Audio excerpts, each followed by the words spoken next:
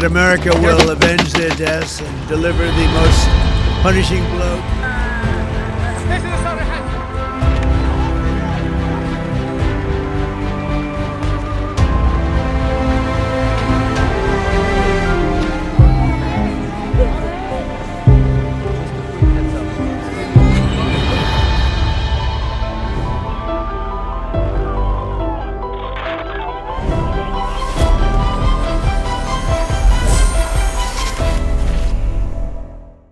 Israel US അവിശുദ്ധ കൂട്ടുകെട്ട് ലോകത്തെ കൊണ്ട് ചെന്നെത്തിച്ചിരിക്കുന്നത് അനിശ്ചിതത്വത്തിന്റെയും സാമ്പത്തിക അരക്ഷിതാവസ്ഥയുടെയും അതിഭീകരമായ പടുകുഴിയിലേക്കെന്ന് അന്താരാഷ്ട്ര നിരീക്ഷകരുടെ വിലയിരുത്തൽ.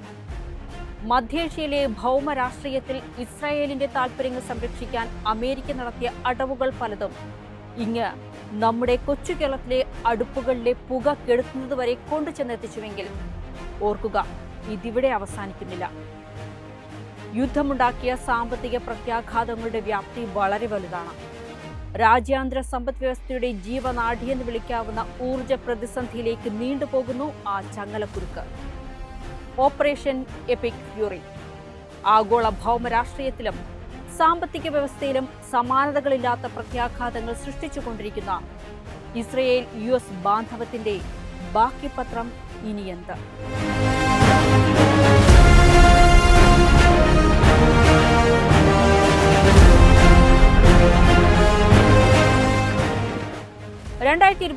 ഫെബ്രുവരി 28 അമേരിക്കയും ഇസ്രായേലും സംയുക്തമായി ഇറാനുമേൽ ആരംഭിച്ച അതിശക്തമായ സൈനികാക്രമണം ഇന്ന് മധ്യേഷ്യയുടെ അതിർത്തികൾ കടന്ന് ലോക സമ്പദ് വ്യവസ്ഥയുടെ ജീവനാഡികളെയാകെ ബാധിച്ചിരിക്കുകയാണ്.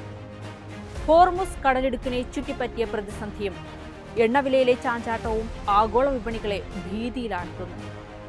ഇന്ധനവില വർധന, ചരക്കു ഗതാഗത ചെലവിലെ കുതിപ്പ്, സാമ്പത്തിക മാന്ദ്യം തുടങ്ങിയവയുടെ ആഘാതം ലോകത്തിന്റെ വിവിധ ഭാഗങ്ങളിലേക്ക് വ്യാപിച്ചു കഴിഞ്ഞു. ഇറാന്റെ ആണവ സൈനിക അടിസ്ഥാന സൗകര്യങ്ങൾ പൂർണ്ണമായും തകർക്കുക, ഭരണമാറ്റം സാധ്യമാക്കുക എന്നീ പ്രഖ്യാപിത ലക്ഷ്യങ്ങളോടെ ആരംഭിച്ച യുദ്ധം അമേരിക്കൻ ഭരണകൂടത്തിന്മേൽ ഇസ്രയേലും അമേരിക്കയിലെ ഇസ്രയേൽ അനുകൂല ലോബിയും ചെലുത്തിയ അതിശക്തമായ സമ്മർദ്ദത്തിന്റെ അനന്തര ഫലമായിരുന്നു. ഇറാനിയൻ പരമോന്നത നേതാവ് ആയത്തുള്ള അലി ഖമേനിയുടെയും മറ്റ് ഉന്നത ഉദ്യോഗസ്ഥരുടെയും കൊലപാതകത്തിൽ ഈ സൈനിക നീക്കം കലാശിച്ചുവെങ്കിലും തങ്ങളുടെ പ്രാരംഭ ലക്ഷ്യങ്ങൾ നേടിയെടുക്കുന്നതിൽ സഖ്യസേന നേരിട്ട വെല്ലുവിളികളും വളരെ വലുതായിരുന്നു.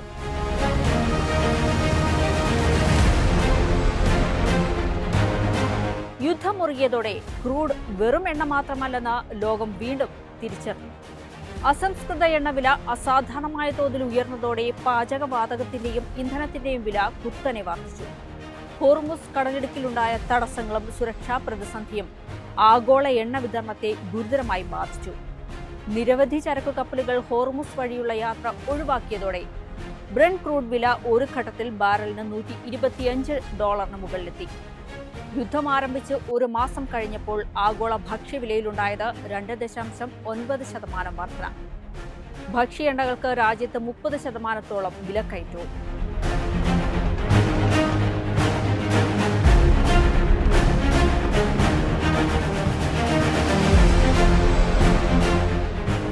ഇനി അങ്ങോട്ട് വിലക്കയറ്റത്തിന്റെ കാലമാണെന്ന് നാം അറിഞ്ഞിരിക്കണം. ഗതാഗതം, ചരക്ക് നീക്കം, പല വസ്തുക്കളുടെയും ഉൽപാദനം ഇവയ്ക്കൊക്കെ ചെലവ് കൂടുകയാണ്. മാർക്കറ്റിലിറങ്ങി നമ്മൾ വാങ്ങുന്ന ഒട്ടുമിക്ക വസ്തുക്കളുടെയും പ്രൈസ് ടാഗ് നമ്മെ ഭയപ്പെടുത്തും. ഒരു നിശബ്ദ പ്രതിസന്ധിയായി ഭക്ഷ്യവിലക്കയറ്റവും.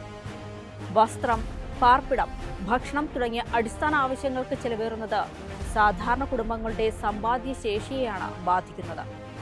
അതേസമയം കാർഷികോൽപ്പന്നങ്ങളുടെ കയറ്റുമതിയിലും വിതരണ ശൃംഖലയിലും ഉണ്ടായ തടസ്സങ്ങൾ നിരവധി കുടുംബങ്ങളെ സാമ്പത്തിക പ്രതിസന്ധിയിലേക്ക് തള്ളിവിട്ടു. ഇപ്പോഴത്തെ വിലക്കയറ്റം മാത്രമല്ല, പല മേഖലയിലുമുള്ള ഉൽപാദനക്കുറവ് അടുത്ത വർഷങ്ങളിലെ വിതരണ പ്രതിസന്ധിക്കുള്ള മുന്നറിയിപ്പ് കൂടിയാണ്.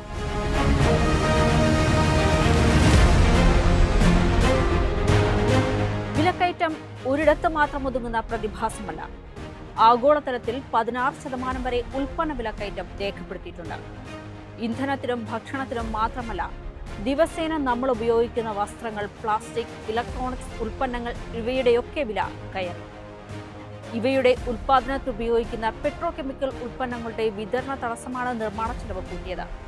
പല ഉപഭോക്തൃ വസ്തുക്കൾക്കും 8 മുതൽ 10% വരെ വിലക്കയറ്റമുണ്ടായതായി വിപണി കണക്കുകൾ സൂചിപ്പിക്കുന്നു. 95% വസ്തുക്കളുടെയും നിർമ്മാണത്തിൽ പെട്രോ കെമിക്കൽസ് ഉപയോഗിക്കുന്നതിനാൽ വിലക്കയറ്റം കുടുംബ ബജറ്റിനെയും ഗണ്യമായി ബാധിക്കുന്നുവെന്നാണ് വിലയിരുത്തൽ.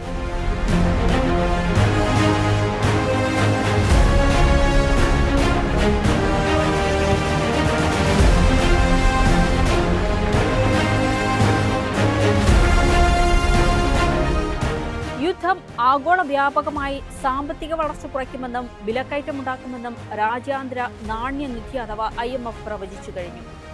ഉൽപാദനം കുറയുകയും വില ഉയരുകയും ചെയ്യുന്നത് സാമ്പത്തിക വളർച്ചയ്ക്ക് മൂക്കുകയറിടും.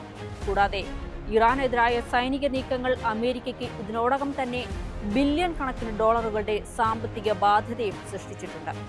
പെന്റഗൺ അവസാനം പുറത്തുവിട്ട കണക്കുകൾ പ്രകാരം സൈനിക പ്രവർത്തനങ്ങൾക്കും വിന്യാസങ്ങൾക്കുമായി മാത്രം ചെലവഴിച്ച തുക ഇതിനോടകം തന്നെ $25 ബില്യൺ പിന്നിട്ടിട്ടുണ്ട്. എന്നാൽ സ്വതന്ത്ര സാമ്പത്തിക നിരീക്ഷകരുടെ വിലയിരുത്തൽ പ്രകാരം യഥാർത്ഥ ചെലവും ദീർഘകാല സാമ്പത്തിക പ്രത്യാഘാതങ്ങളും ഇതിന്റെ പല മടങ്ങാകാമെന്നാണ് വിലയിരുത്തൽ.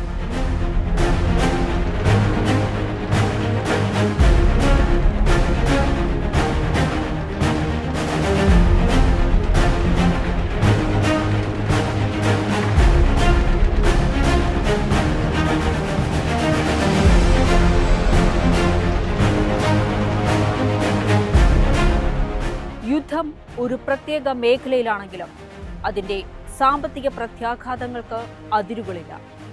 പരസ്പര ബന്ധിതമായ ലോകത്ത് ഒരു യുദ്ധവും പ്രാദേശികവുമല്ല. പശ്ചിമേഷ്യയിലെ എണ്ണക്കിണറുകളിൽ നിന്ന് ആരംഭിച്ച പ്രതിസന്ധി ലോകമെമ്പാടുമുള്ള ജനങ്ങളുടെ തീൻമേശകളിലേക്കും കുടുംബ ബജറ്റുകളിലേക്കും പടരുകയാണ്.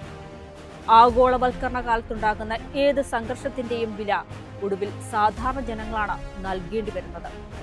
ഇന്നല്ലെങ്കിൽ നാളെ ആ ആഘാതം എല്ലാവരുടെയും വീട്ടുപടിക്കൽ എത്തുമെന്നതിൽ സംശയമില്ല.